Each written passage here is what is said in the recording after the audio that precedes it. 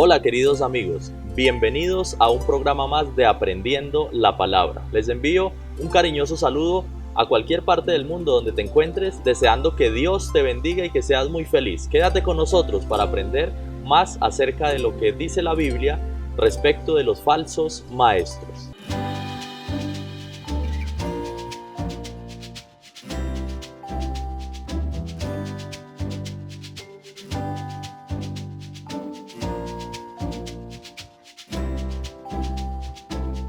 El versículo base para el estudio de esta lección lo encontramos en segunda epístola de San Pedro, capítulo 2, verso 19. Allí la escritura nos dice: les prometen libertad y son ellos mismos esclavos de corrupción, porque el que es vencido por alguno es hecho esclavo del que lo venció.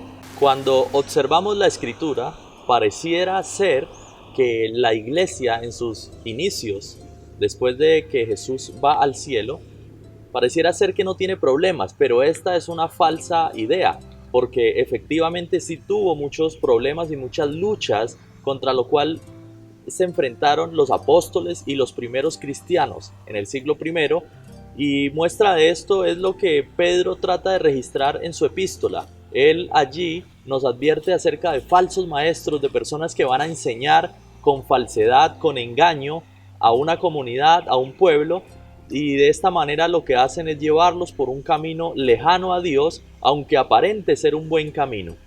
Por esto aparece el versículo 10 del capítulo 2 de segunda de Pedro, donde él registra, hablando acerca de los impíos, de los pecadores, que va a venir una consecuencia, ¿cierto? Esa consecuencia es el juicio de Dios que vendrá sobre todas estas personas que se apartan de Dios, y veamos cómo él lo escribe aquí en este verso 10. Esto les espera sobre todo a los que siguen los corrompidos deseos de la naturaleza humana y desprecian la autoridad del Señor. Atrevidos y arrogantes que son, no tienen reparo en insultar a los seres celestiales. Ya en este versículo, Pedro nos permite ver de que las personas que hacen las veces de falsos maestros son atrevidos, que no tienen reparo en insultar incluso a Dios mismo, y de esta manera enseñan falsedades que engañan y van en contra de la palabra de Dios. Entonces sobre ellos viene un juicio, un castigo, y ese castigo es porque lo tienen merecido de acuerdo a sus actos, porque sus actos de enseñanzas falsas les van a traer muchas negativas consecuencias. Y el versículo 19 nos dice que ellos también hablan de libertad, pero esa libertad está mal entendida y mal enseñada, porque libertad no significa hacer lo que la persona quiera hacer en cuanto a lo que sea su voluntad y pretender que eso está correcto solo por el hecho de que es libre. Nos pone en un terreno riesgoso. Cuando el ser humano actúa creyendo que es libre y por lo tanto puede hacer lo que le dé su voluntad, entonces corre el riesgo de ir en contra de Dios. Leamos el verso 19 para entender esa falsa libertad que enseñan estos maestros. Les prometen libertad cuando ellos mismos son esclavos de la corrupción, ya que cada uno es esclavo de aquello que lo ha dominado. Este verso base de 2 de Pedro 2:19 nos permite entender de que esas personas, falsos maestros, prometen libertad, una libertad falsa. Hay miles de iglesias y miles de seguidores de Cristo que se proclaman seguidores de Él, que de alguna manera creen que seguir a Cristo es poder hacer lo que uno le plazca y lo que uno quiera. Y hay un error grave allí, porque precisamente Dios ha dejado su palabra para direccionar la vida del ser humano. Y en su palabra hay consejos y hay parámetros establecidos por los cuales el ser humano debería caminar, debería transitar. Y si así lo hiciéramos, pues no tendríamos consecuencias negativas, y la única consecuencia va a ser la salvación y la vida eterna.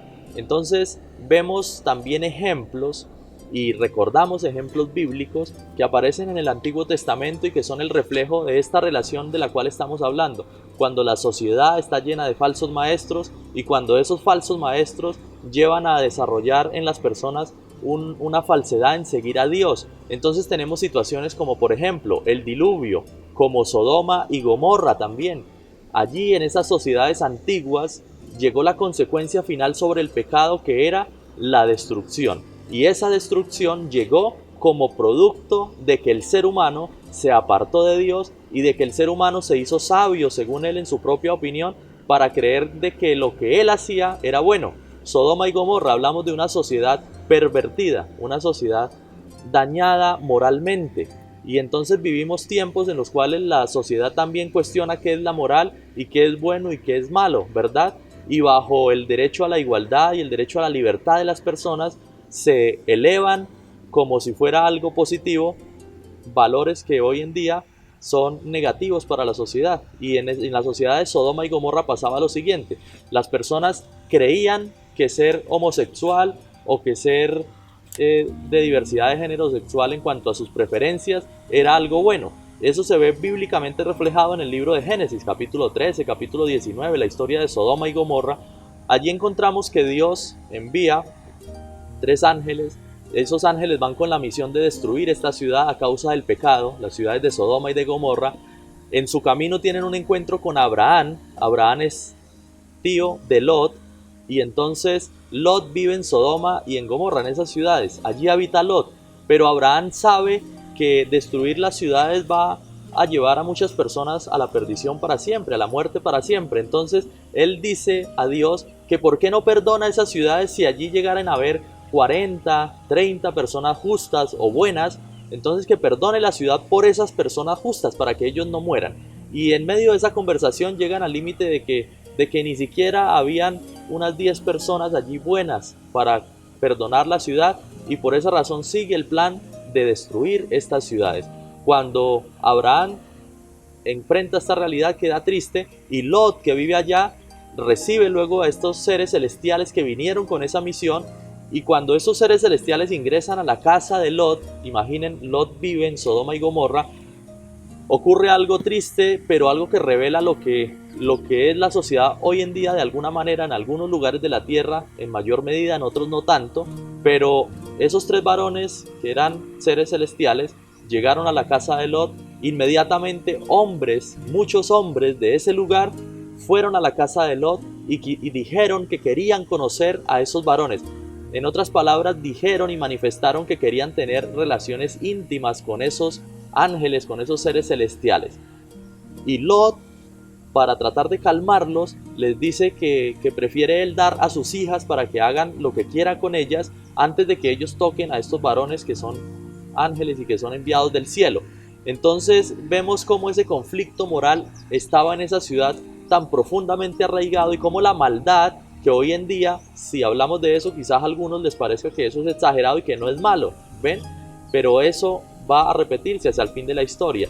Y entonces esas personas perseveraron tanto que los ángeles le quitaron la visión a ellos, y ellos, aún ciegos, aún invidentes, seguían tocando las paredes para encontrar la puerta de la casa de Lot y así entrar y poder intimar con estos seres celestiales. Obviamente no lo lograron, y luego viene la consecuencia, la desaparición para Sodoma y Gomorra, consecuencia que trae el pecado sobre los seres humanos. Dios no odia a los seres humanos, Dios los ama. Dios te ama a ti, me ama a mí, pero Dios odia el pecado, Dios aborrece el pecado, la maldad. Y entonces ahí hay un grave peligro, cuando el ser humano empieza a pensar de que sin importar lo que haga, Dios me ama y por lo tanto puedo vivir como yo quiera.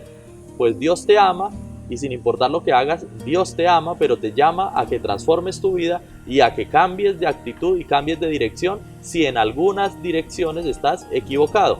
Si en algunas formas de actuar estás equivocado y en contra de la palabra de Dios, pues Dios quiere que tú cambies ese accionar. Entonces es el amor de Dios revelado al hombre. Y en estos 2 ejemplos, el diluvio y Sodoma y Gomorra, vemos la consecuencia de que existan falsos maestros y falsas enseñanzas entre nosotros. Y detrás de todo, pues hay un enemigo de Dios que quiere engañar al mundo entero. Cuando un cristiano ha conocido al Señor y ha caminado con Él, pues el deseo es que nunca vuelva atrás, que nunca se aparte de la palabra de Dios y que progrese espiritualmente y avance hasta las alturas celestiales y crezca en estatura espiritualmente y sea semejante a Jesús como nuestro Maestro.